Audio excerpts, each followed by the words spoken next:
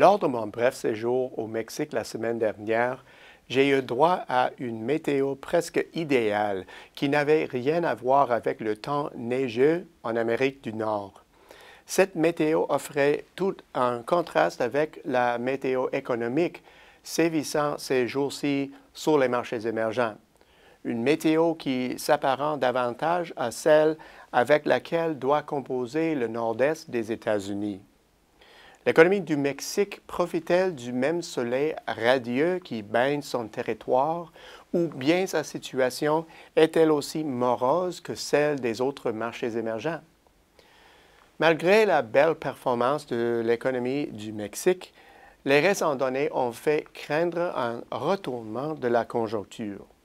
Le déclin des cours du pétrole a frappé le pays au moment même où ce dernier met en œuvre le plus ambitieux train de réformes structurelles de son histoire, notamment dans le secteur énergétique. La tenue des cours pétroliers a donc menacé d'entraver ce processus. Comme le tiers des recettes du gouvernement fédéral provient de l'industrie pétrolière, la diminution de la valeur du panier des prix du pétrole annonce des difficultés dans l'établissement et la mise en œuvre des politiques publiques, ainsi que des perspectives de risque pour le pays en général. Est-ce à dire que le Mexique est aux prises avec sa propre version d'une dégradation des perspectives mondiales? Peut-être, mais seulement à première vue. Il suffit d'analyser la situation un peu plus en profondeur pour découvrir que la situation au Mexique n'est pas aussi morose.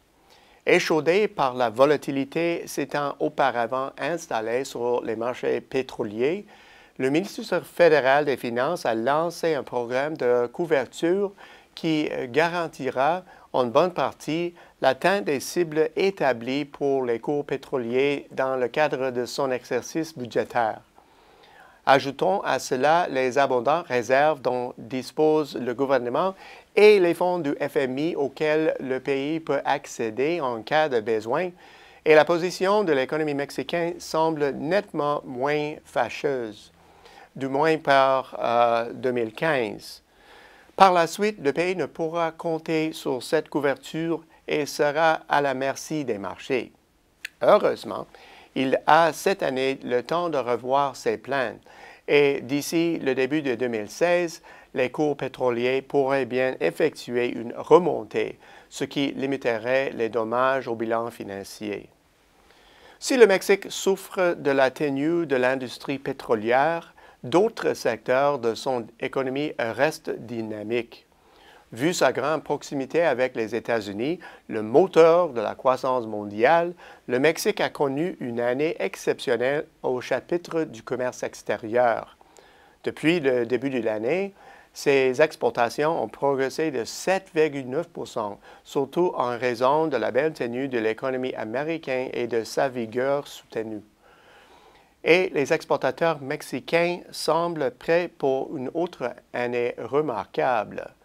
Parallèlement, le tassement des cours pétroliers a affaibli le peso mexicain, lequel a dernièrement accusé une baisse d'environ 10 % par rapport au billet vert, devrait donner un élan supplémentaire aux exportateurs du secteur manufacturier. Le fait que le Mexique a réussi à attirer d'importants investissements de multinationales étrangères dans le secteur manufacturier devrait sans doute contribuer à la croissance des exportations mexicaines. L'industrie automobile continue d'injecter des fonds provenant non seulement du continent américain, mais aussi d'Europe occidentale et d'Asie. L'embellie inédite des derniers temps ne devrait pas persister, mais elle témoigne de la capacité du Mexique d'enregistrer des entrées substantielles dans un contexte mondial de baisse de l'investissement. Ces entrées de fonds pourraient même s'accroître à court terme. Le secteur américain de la machinerie industrielle devant composer d'extrêmes contraintes de capacité cette année et un carnet de commandes qui ne cesse d'augmenter. Le Mexique a de bonnes chances d'attirer les investissements de compagnies américaines voulant désespérément et rapidement hausser leurs capacités. La poursuite du cycle de croissance devrait aussi amener d'autres nations aux portes de ce marché. La pénurie de main-d'œuvre devrait être l'un des traits dominants du présent cycle de croissance, pas seulement dans les économies habituelles de l'OCDE, mais aussi sur des marchés émergents clés comme la Chine. La nécessité de maintenir la capacité de production devrait sans doute alimenter une vague d'investissements transfrontaliers pour recouder de la main-d'œuvre. Or, le Mexique possède une vaste main-d'œuvre qualifiée et non qualifiée. Et il ne faudrait pas oublier les réformes. Certes, les cours pétroliers ont fait douter du maintien des progrès actuels. Pourtant, certaines des réserves énergétiques du Mexique restent des attraits à long terme auxquels les grandes sociétés pétrolières et de services publics auront du mal à résister. Les fonds d'investissement devraient aussi manifester de l'intérêt et leur regard est presque toujours tourné vers des réserves à long terme. Il est aussi à noter que les marchés émergents ayant entrepris des programmes de réforme comme ceux du Mexique affichent en ce moment une performance supérieure. Cette évolution est-elle entièrement positive? Pas exactement. Les crimes et les actes de violence très médiatisés qui ont récemment fait à une ont étaché la réputation du gouvernement du président mexicain Peña Nieto. Ces exactions, en plus d'autres revers subis par le gouvernement, pourraient ralentir les réformes et réduire la capacité du pays à attirer des investissements étrangers d'une importance capitale. De plus, advenant une chute permanente des cours du pétrole, le pays devrait entreprendre une refonte pénible de ses finances, qui aurait pour effet d'assombrir les perspectives.